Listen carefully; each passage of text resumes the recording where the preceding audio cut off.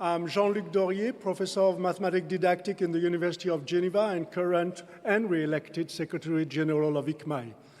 And I'm really happy and honored today to introduce our plenary speaker, Jill Adler.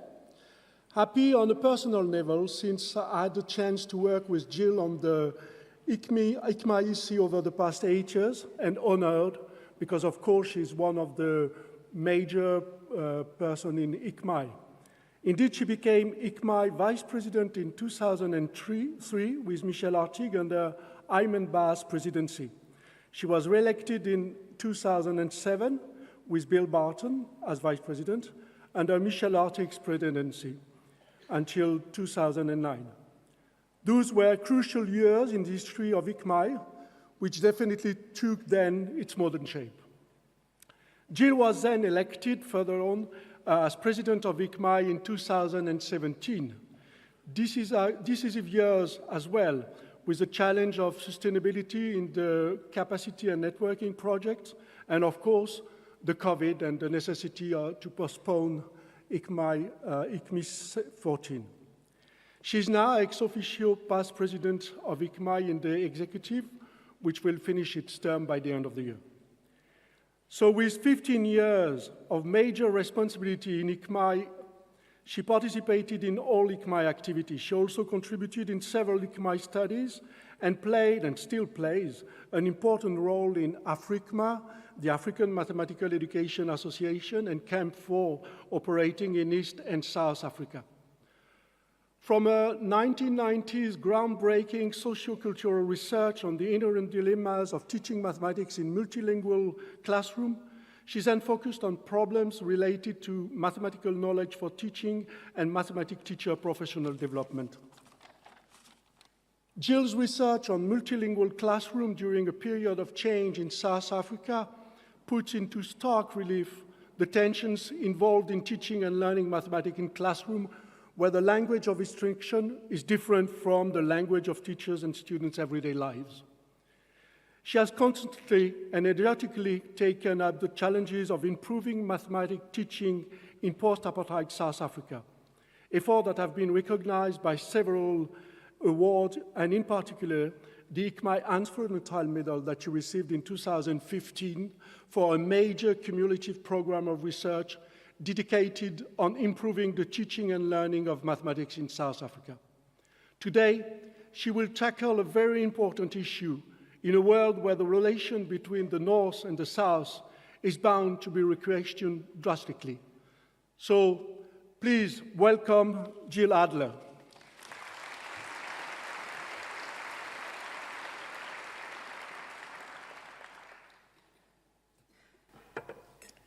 Thank you, Jean-Luc. Thank you, ICMAI, for the honor of this invitation. Jean-Luc has mentioned the focus of my research, of my talk today, which is on bidirectionality in maths education research. And you'll see from, if you looked at the program, I had it as a question, and today I hope to convince you that it does matter. My research certainly informs what I'm going to say today, but it's not the direct focus. So it is included to make the arguments that I want to make.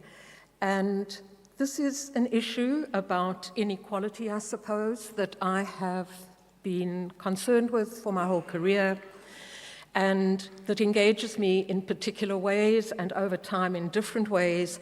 And this is a problem that I engage with at the moment, and I hope you will join me in this engagement. So first, I want to start with acknowledgements. I couldn't do what I do today or say what I say today without the lovely people I've worked with, colleagues, doctoral students, postdoctoral fellows. I can't name you all. Thank you. A particular thanks to people who in the last month, whose ears I've bent as I've tried to collect my thoughts and put them together in this presentation. Hamza Venkat, Melanie Graven, Jenny Ingram, Nuria Planas, and Tony Essien. Thank you all. I think you're all here.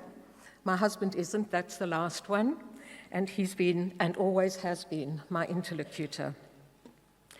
So I want to start with the global view of education with something that perhaps we all know, that the 2015 Millennium Development Goal, number 2, was about educational access for all. And in fact, we've made significant progress towards that.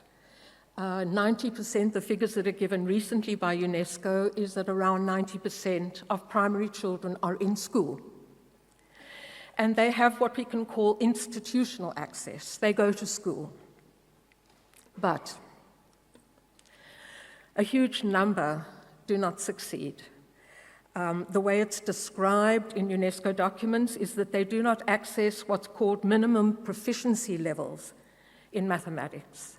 And what this means is that they struggle to access very basic grade level ideas. Think about that for a minute. A child in the 2nd grade struggling to access basic mathematical ideas at grade 2 level. That's what these figures mean. And across the globe, it's 56% of our children. It's a majority. So while we have institutional access for most, we do not have epistemic access for most, where epistemic access is not just access to the institution, but actually access plus learning. Moreover, the 50% marks stark regional, and I've put / economic disparities. In the global north, and when I refer to the global north, what I'm referring to, and it's not just me, this is how it's dealt with in our wider context, and certainly in UNESCO, it refers to high and high middle income countries. I've listed them there. This figure is only about 20%.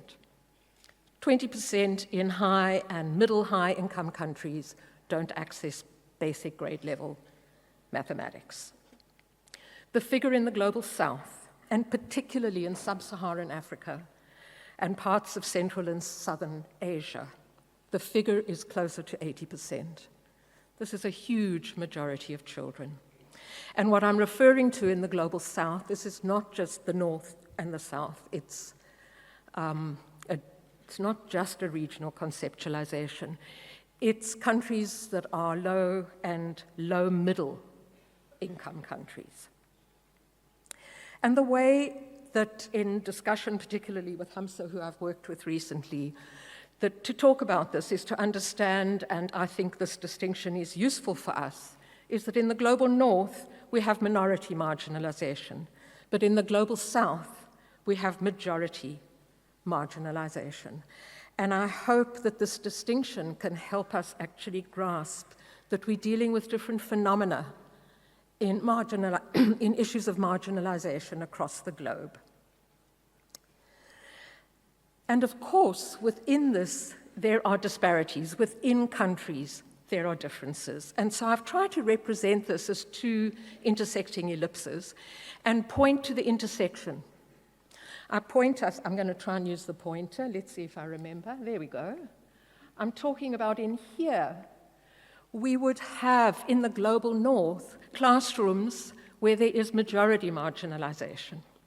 And we would have in here classrooms in the global south where there's minority marginalization. What I mean by that, in the global south, we have wealthy areas, we have children who come from wealthy families, they're in wealthy communities, they go to well-equipped schools, and in those schools it's more likely to be the 20% that are marginalized. There are schools in the global north, in areas, in cities and countries in the global north, where there is majority marginalization in some classrooms, where in a classroom the majority of students are not reaching grade level competence. So it is with this nuance that we need to understand the distinction and how it plays out across the globe. And in order to talk about bidirectional research, I need to, of course, define what I mean by this. And what I mean is that there's research located in the phenomena of the global north that's done and then flows. It's done, we think about it, there are methods, questions, methods, theories and results that come from this, and these flow, as they should, to the global south.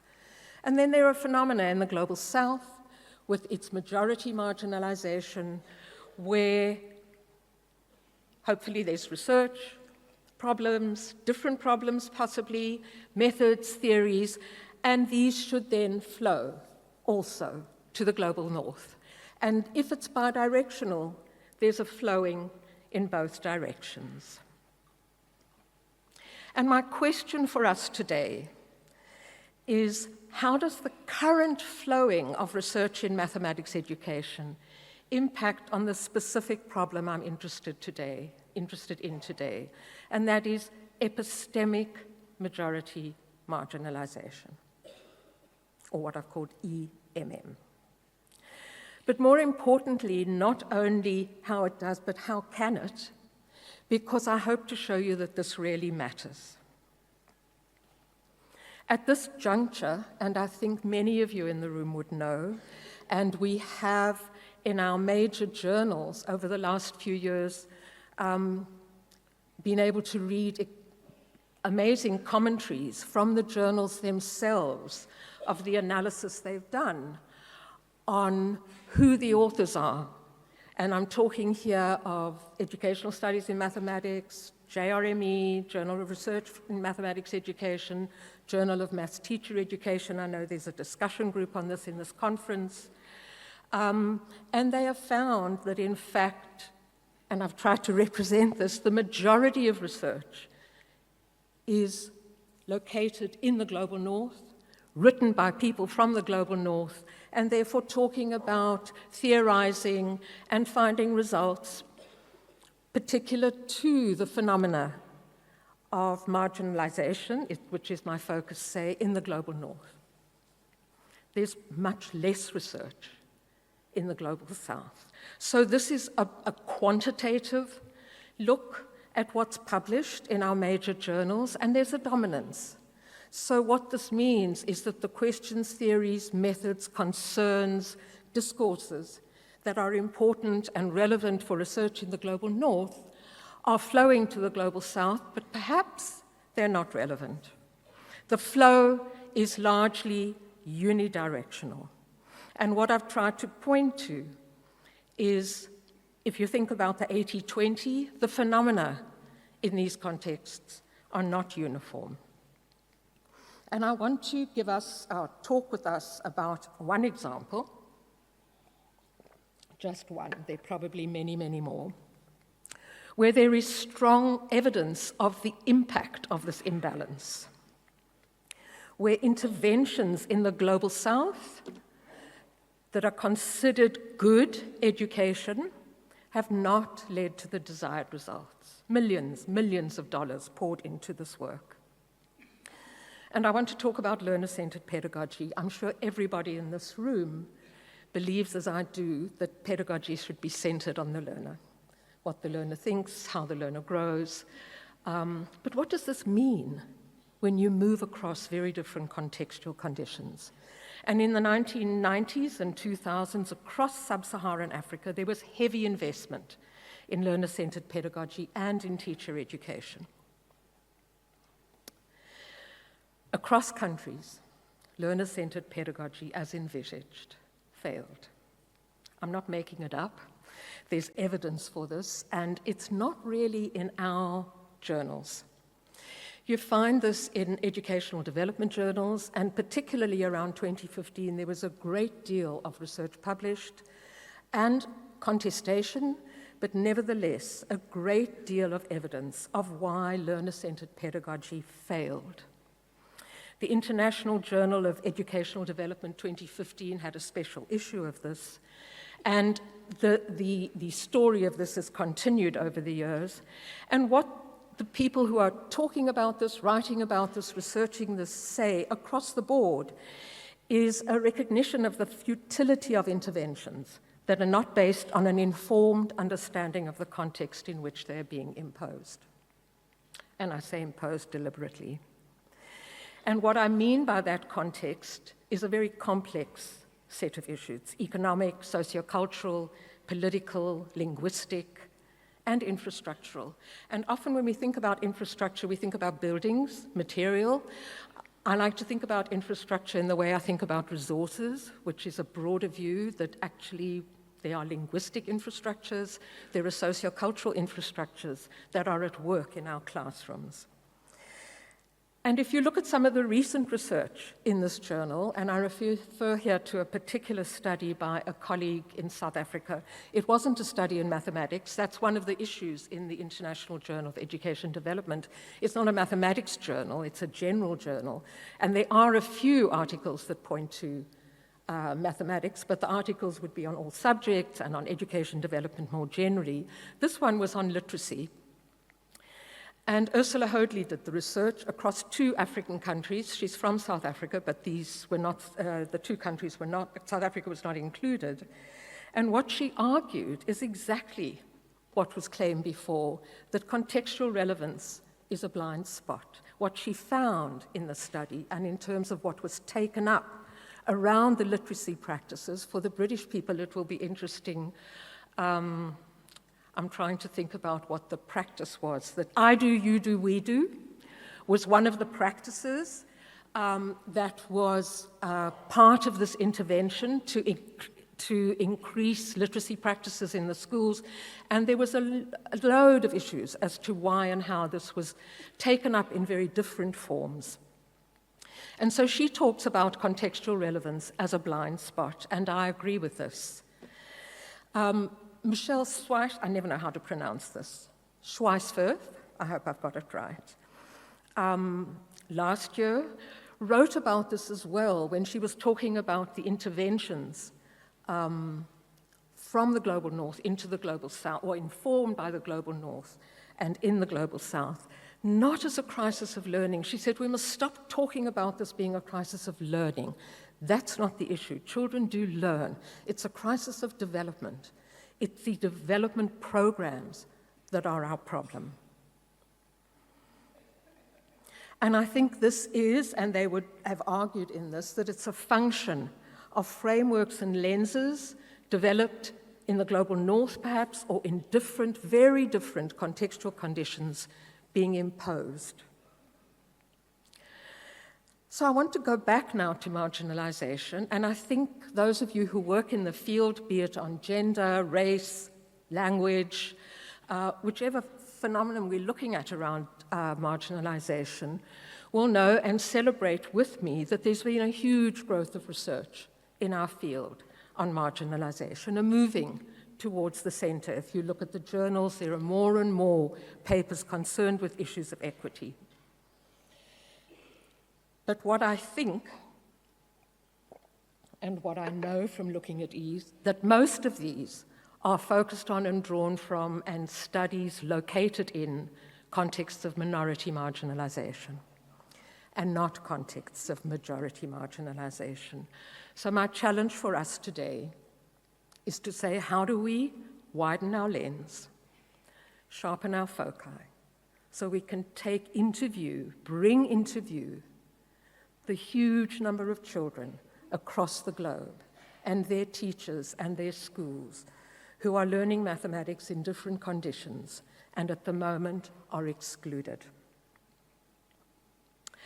In order to kind of give us some insight into this problem, I am going to turn to some of my own work. Jean-Luc mentioned my early work in multilingual classrooms, and then later work was on resources and in professional development, and I'm going to focus here on a project that was the last long project that I was involved with. And I've put up there the many people who worked with me, doctoral and postdoctoral fellows. I know many of you are here. Thank you for your insights and contribution to the work that we did. But it was in this project that I picked up the development baton, not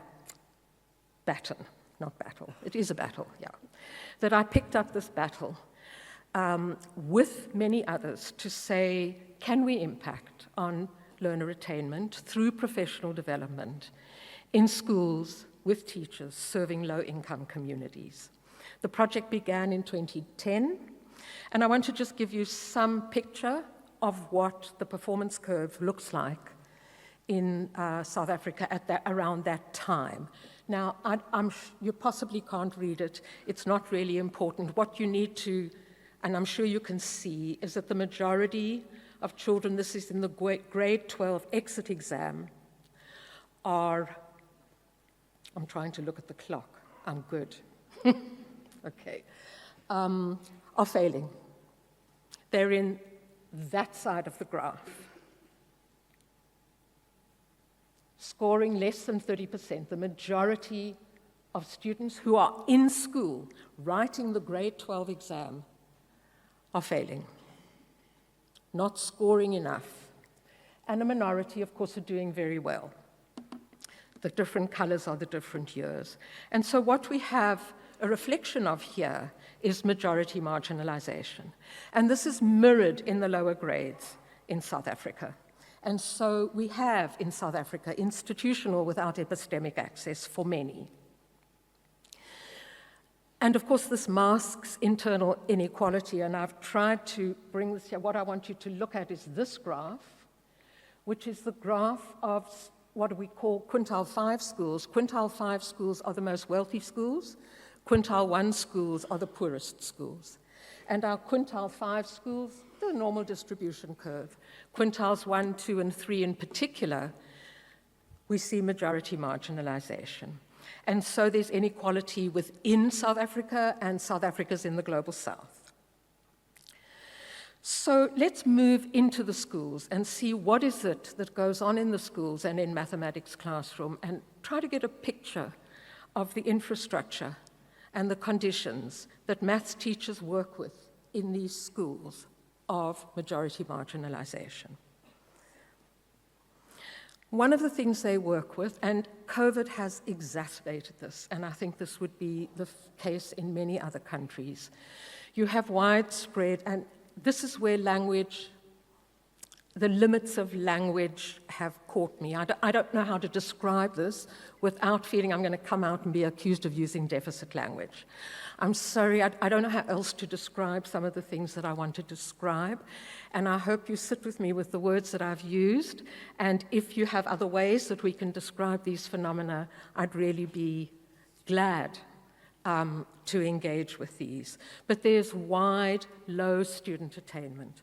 What this means in a classroom is that not only are teachers sitting with large numbers in their class, but a large number of students in that class are not prepared for the grade they're in. So they might be in grade 4, but they're not yet familiar with, have access to basic ideas, perhaps even at a grade 2 level. So teachers are dealing with a class with very disparate mathematical attainment and capabilities or resources that the students bring to their learning. In the lower secondary school, which is where our project focused, and here I'm going to get into even more trouble, there are significant limitations to teachers' mathematical knowledge and their mathematical knowledge for teaching. Who are these teachers? Many of them are out of subject. In the lower grades in the secondary school, it's often out of subject teachers that are teaching in these schools. They were trained maybe to be primary teachers and are teaching in the secondary school, or the legacy of apartheid lives with us still, and they had very poor opportunities to learn mathematics in ways that are useful for teaching. They work with a very constrained resource base, and I want to focus on time-space relations. I want you to imagine a class that looks like this, and perhaps is even more crowded than that. There aren't enough desks necessarily, and if they are, it's not easy to move between them, so it's not easy for the teacher to move around the class and to see what it is that the students are doing. They're also working with a 30-minute or 40-minute lesson and a large number of students. So inquiry-based instruction, focusing on individual learners in these kinds of classrooms, takes different forms. It must take different forms. Oh, that's not what I meant to do. And moving away from the infrastructure, we spent the first year inside the schools and found that many, not all, but too many of the lessons what we called the object, the mathematical object of learning, was out of focus. These were mathematics lessons, but it was not quite clear what the teacher wanted the students to learn from this. There was a lot of fragmented, incoherent moving between the different examples they were doing, between the different exercises they were doing. And so this is the context into which we were going to intervene with a professional development program with the goal of improving learner attainment in these, ultimately improving learner attainment in these schools. And we needed to establish some principles for this work. And because of my previous work, I was obviously framed by sociocultural theory, and we needed to develop principles for mathematics, what mathematics we were going to do. Like with all programs, we would need to revisit mathematics teachers had learned and look at some new mathematics. We would need to have some principles around what we thought good pedagogy is, and we would have to have principles around what PD is. So for mathematics, because of the incoherence we saw, we were emphasizing mathematics as a network of connected concepts. Very Vygotskian. And this was because of the practices that we saw, but also because it was a sociocultural orientation. And with respect to teaching, we worked with teachers. The teaching is goal-directed. There is an object to learn. Something needs to be learned. Otherwise, what are we doing there? And how to get to understand what that is, to be able to articulate what it is you want students to learn, and then to understand whatever it is, it's mediated by resources and cultural tools. And this was because of the incoherence also, and because resources in these contexts matter deeply. Our approach to PD was definitely informed by PD research elsewhere, and because of what we'd found with teachers and the knowledge base they were coming in with, the assets that they brought, we needed to have a strong content focus, we needed to work overtime, we needed to build communities in their schools and in the whole groups we were working with. And I think this is the critical difference. We needed to work with what they did. We needed to work with their current teaching and learning practices towards the goals we had, because we needed to be respectful and responsive to their curriculum requirements and the context and conditions of their work. So what did we do? I can't give you very much detail at all because of time constraints. I am going to try and end, and I'm useless at this, I am going to try and end in time for you to get to the next session and to have one or two questions. We, over time, developed a year-long course focused on mathematics for teaching, supported by a teaching framework so that we could communicate with teachers what we thought good teaching was. And our direct goal was to impact on teachers' relationships with mathematics and their success, their own success with mathematics learning, and of course deepening their pedagogic content knowledge. And the indirect goal, but crucially important in these contexts, is that we needed to see and to figure out how and whether this did lead to improved learning gains with their students. It was a 16-day course, 8 two-day sessions over a year. It was focused on mathematics. 75% we worked on mathematics per se, and 25% we worked on teaching practices. And that skewness might sit differently with the way PD is offered in many other contexts. Remember, this is secondary we're talking about. And making sure that these teachers were teaching in grades 8 and 9.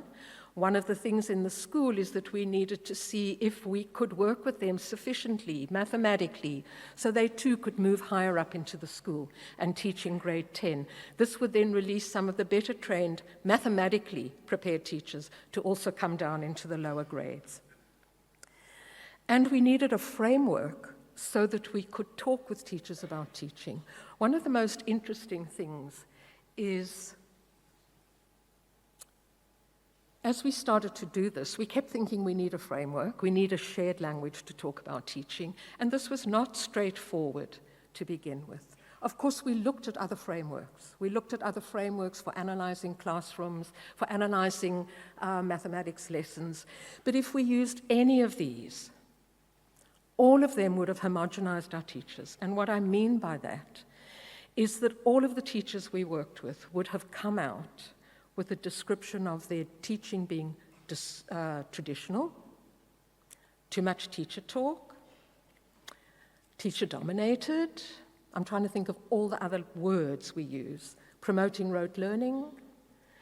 These are words that are used to describe the kinds of practices that were dominant in our schools. But the teachers weren't all the same.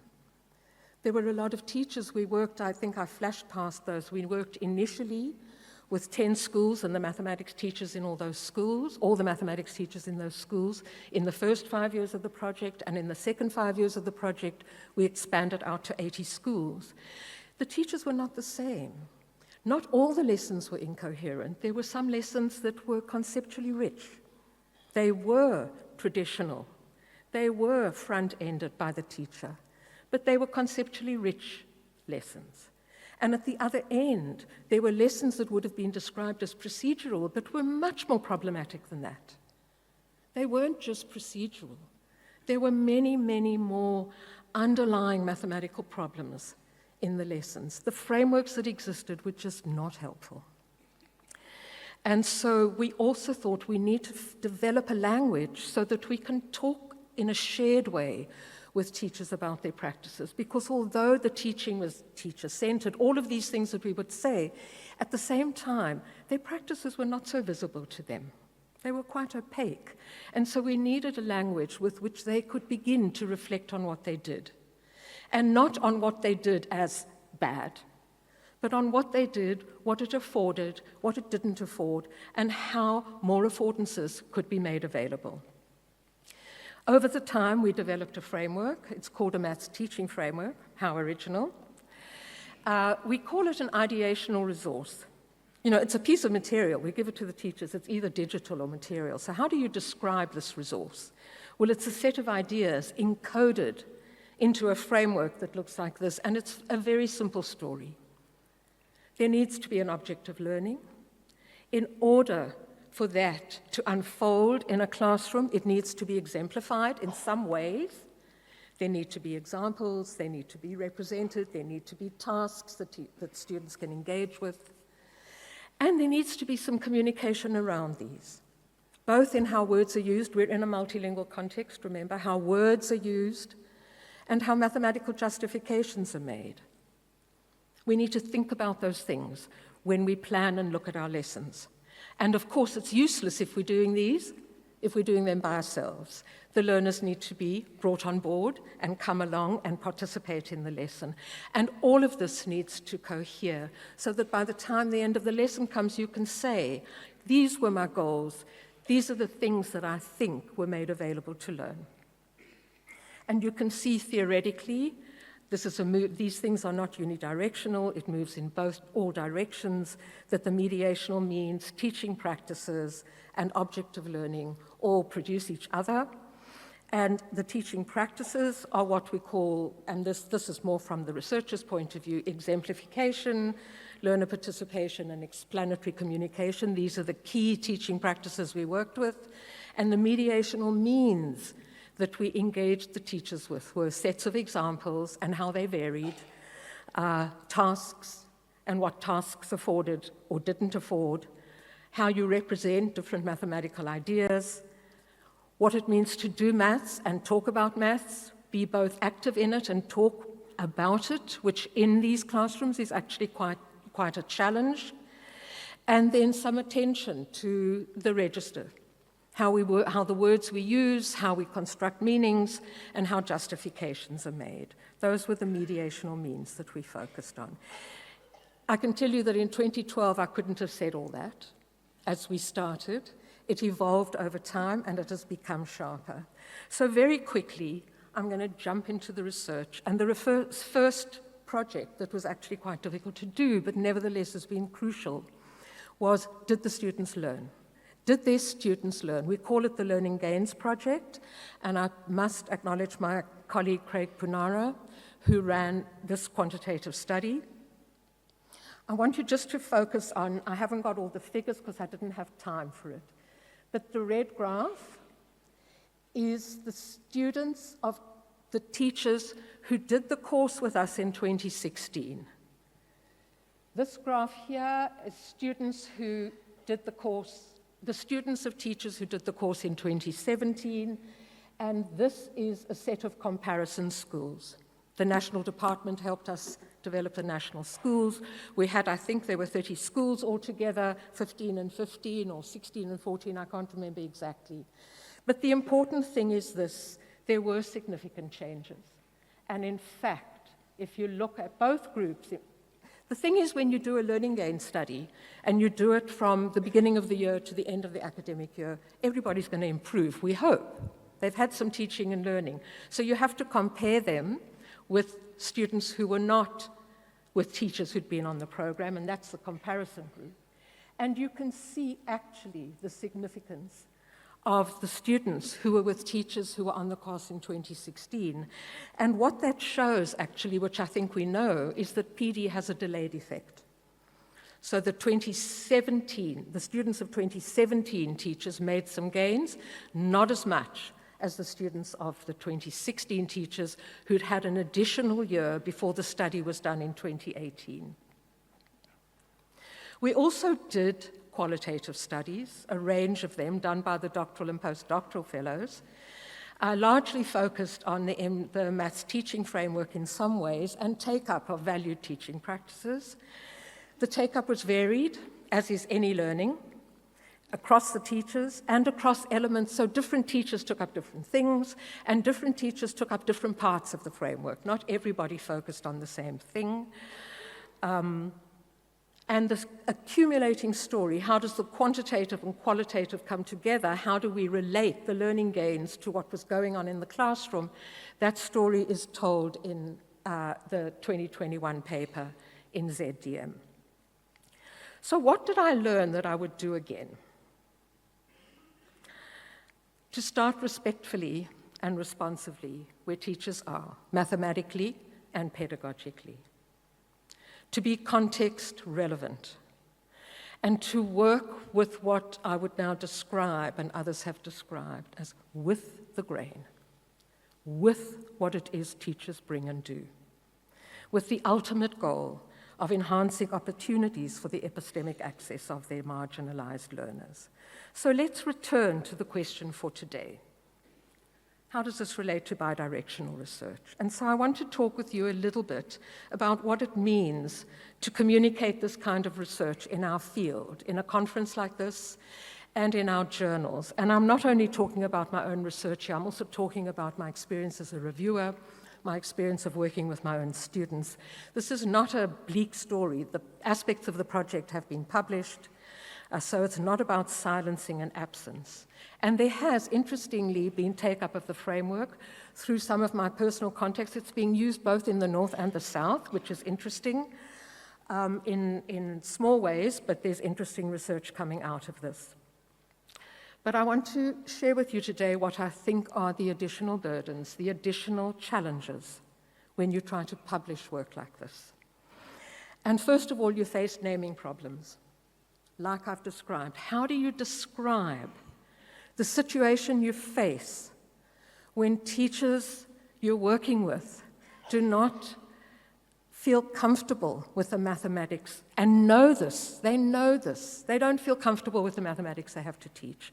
And what do then? They don't teach the areas they don't understand. What do we do if we don't acknowledge that and we only talk about assets? We only talk about what they do bring. If we don't look at what they don't bring, we can't address it. And I struggle with how we describe the children we're working with, the teachers we're working with, the schools we're working with, so that we can deal with the infrastructure that we have and make it better. The second thing we have to do is we have to defend our frameworks. So you put it in, you have a new framework, and the question you get asked is, why haven't you looked at all the other frameworks? Well, if you're going to do an analysis of what all these other frameworks are and why they're not useful for you, you'll use up your whole paper. The third thing you have to do is you have to defend why this is a contribution to the knowledge base, why it's not local, it's not too local. And deal with reviews that I've seen that read this research as going back to basics. And I call this the burden of transparency. We have to do this when we try to communicate this research. The burden of transparency of what the infrastructures you are working with and why, and how you go about doing what you're doing, that burden is deeply skewed.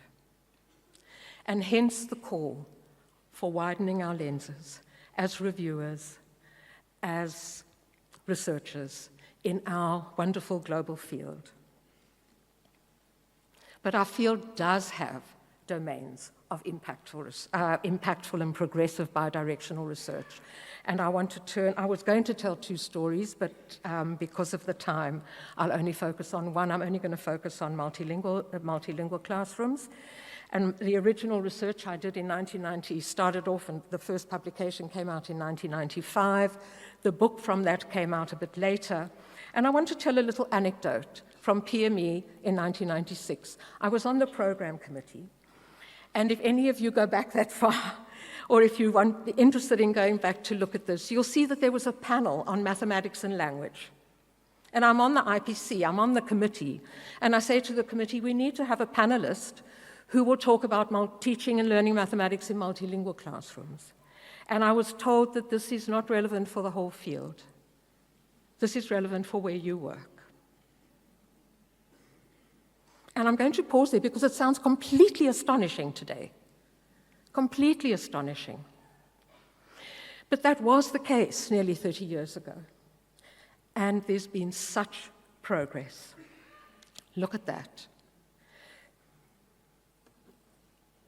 I mean, there's so much work. If you look at what's going on in the conference, there's work Richard Barwell did. A lot of these are edited volumes. We had an ICNI study on maths, education, and language diversity, and Tony Essien has just pulled together a wonderful book on multilingual teaching and learning across Africa. And Nuria Planners and David Pym have written a very nice overview of research on mathematics and language. I think it's called Mathematics Education Research on Language and on Communication, including some distinctions. But ZDM, you would know, are doing these overviews, these what they call systematic reviews, and this one is on language and mathematics. And this is how they conclude. Today's multilingual mathematics classroom research is specifically influential, helping to refocus language diversity on any site of mathematics teaching and learning, and not just on school classrooms in contexts of poverty, migration, colonialism, and ethnic difference, nor is it a feature exclusive of the learner. And so you can see from 1996 to 2023 the journey we have traveled and how we've embraced this field. And we do have published research in teaching and learning in multilingual classrooms that today is bidirectional. I think if we look in our journals, there'll probably still be a majority of publications coming from the North and a minority of papers coming from the Global South, and that's a function of our communities. But I think the communication between the phenomena that we study in these areas is traveling across, and wonderfully so. So how do we explain this? The second area I was going to talk about was resources, and any of you who work in it will know that teachers working with resources in maths education is a huge field. It was also stimulated, I would add, by work on resources that came from the South, where resources are crucial to what it is that's needed for teaching and learning in the classroom. I was going to talk about both of these because there are very interesting differences between them as well. But if we look at why is it that these two fields that I know of, because they're areas of my own research, I'm quite sure there are others, I think it is because these studies made visible and transparent what was taken for granted and so out of view, enabling then a wider lens to form. Multilingual classrooms and resources were appreciated as not specifically Southern phenomena. Both are now mainstream and bidirectional, and while probably still quantitatively skewed, our field today is deeply enriched and moving forward. And I just want to spend 1 minute to say what I think are some of the issues coming up because of different phenomena. Everybody's talking about if you're working in language and education, you're talking about translanguaging, and I want to suggest that translanguaging in the Global South is not quite the same as translanguaging practices in the Global North because of the way dominant languages work. And I would suspect, and I would hope, that the wonderful work coming out of the Global South at the moment on translanguaging needing to be both horizontal, it's not just moving across the languages, it's also moving vertically within the languages. And we can think about that in Freudenthal's terms, we can think about that in Basil Bernstein's terms, but if we're going to learn mathematics, we need access to the vertical register. I think the Global South will take the lead in this, and I certainly hope so. But I do think there's very important work also going on what we call language, and I'm working on this myself, language responsive teaching. And this is where there's much more communication in the class and opportunities for this, and I think the Global North is leading with this, and importantly so. I'm working on this myself and with Lisnet, who's here from Malawi. And this is about the different phenomena that we deal with, and the different phenomena lead to different forms of expertise, and different forms of expertise give us different problems, different methods, different theories, and there's so much to learn from bidirectionality. And so what are the key points I have tried to make today as I've explored epistemic majority marginalization? I didn't know where to put the E. Majority marginalization from epistemic access to mathematics was just too long. What I mean by that is understanding how many children there are in the world that are not at grade level, not comfortable with grade level ideas. We've made significant progress with minority marginalization. And while EMM is extensive in low and middle income countries, I challenge us that this is a crucial growth area for us all. It's not simply a Southern problem. It's a crisis of development, not of learning, as I tried to explain earlier, that the way we intervene in classrooms is what we need to be looking at. And bidirectional research, insights that come from both directions, has a key role to play in this. And so I'm trying to think about bidirectionality as a verb. I'm going to go 1 minute over my time there. And so in some ways, this is a call for action, for research that's linked on and linked with development, that's content relevant, that's context relevant. And I'm making a specific distinction there, and not talking about cultural relevance. I'm talking about context relevance. Understanding what's afforded infrastructurally in these classrooms. Going with and not against the grain. Starting and building from where teaching is and teachers are. And doing that with high aims, with aims for ambitious instruction is possible. And then calling for recognition across our research and its institutions that all empirical research is ultimately local. We all need to do the work to understand what it means for specific research to be globally relevant. And I turn for some inspiration, and I hope it inspires you, to a man who I think has inspired many across the globe, who said, Nelson Mandela said, "It's not beyond our power to create a world in which all children have access to a good education. Those who do not believe this have small imaginations." And now I put my ICMI hat on. We are a field with big imaginations. I've shown how we've grown in multilingualism. And ICMAI has engaged, for those of you that would know, and I think it's been discussed in various fora, in what's called the Capacity and Networking Project, which takes this challenge head-on, dealing and working in contexts that are not visible, if we look at the ICMI studies, if we look at who's at this conference, there are areas of the world that are left out. And these are the areas where the CAMP project has been working, where there is, I submit, majority marginalization from epistemic access to mathematics. And that challenge is taken head on, and those of you working in it, I know how hard this is. The progress is slow, but there is progress. And I hope, as with language and resources and other domains with bidirectionality that I haven't looked at, we widen our lenses so that the epistemic majority marginalization becomes part of what is centered in our field. Thank you.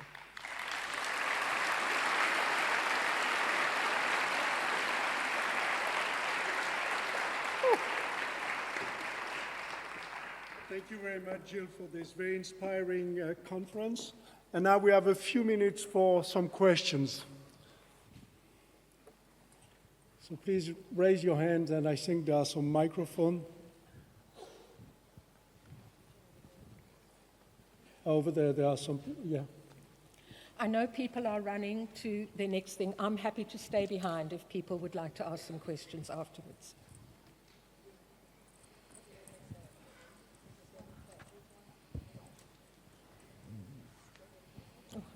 Thank you. Can you? Thank you.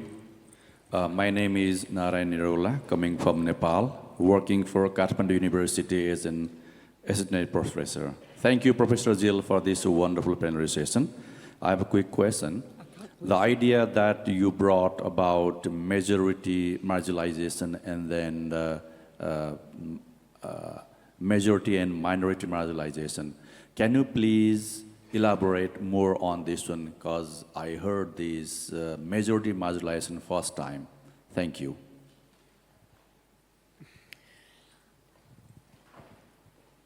So I've used it for the first time. I think I've been working with Hamza with this. What we're trying to do by that naming is to help us to understand that there is marginalization from mathematics across the globe. We see that 56% of students across the globe are having difficulties with mathematics. But it's not the same in more economically developed areas or schools serving children coming from or located in higher income contexts. There, it's a small number, relatively speaking, that do not succeed in mathematics. So it's about 20% if we've got big figures across the world. So in contexts that, I just wanted the easier way for me to describe it, and the way we describe it at Hull, but I thought I'd get in trouble if I did this, is schools for the rich and schools for the poor. Okay, I'm not trying to denigrate the poor as I say this, but it's an easier way of describing it. We have schools for the rich and schools for the poor in just about any country. In the north, the global north, schools for the poor where the majority are marginalized from mathematics are small in number. In most cases, the marginalization in schools in the global north are small. In the global south, however, the numbers that are excluded are in the 80%. That's 4 out of 5 children in the global north are learning in contexts of poverty and are learning in contexts where they're excluded from mathematics. And so we call that majority the majority are marginalized. In the other, the minority are marginalized. But it's nuanced because in each country you've got both. So I hope that helps. Thank you. Thank you. Hello. Hi, up here. Yeah, you can. My name is Adiola Adebi, and I teach 11th grade in the United States, so upper secondary school. And my population is more of the minority marginalization. And a conversation I've actually had with my principal is that the line of teaching that works best with them was more of what you found for the majority marginalization. So kind of my thought question for you is there a space in the global north to provide teachers in the pre-service, their in-service even, with methods from both methods that work in different particular locations? Thank you. Well, I hope, just to answer that, what I've tried to present today is that I think the ideas and the practices and the development initiatives that are coming out of the South will speak to the North and to areas of the North where it can be heard and where it needs to be heard. Perhaps your school is one of them.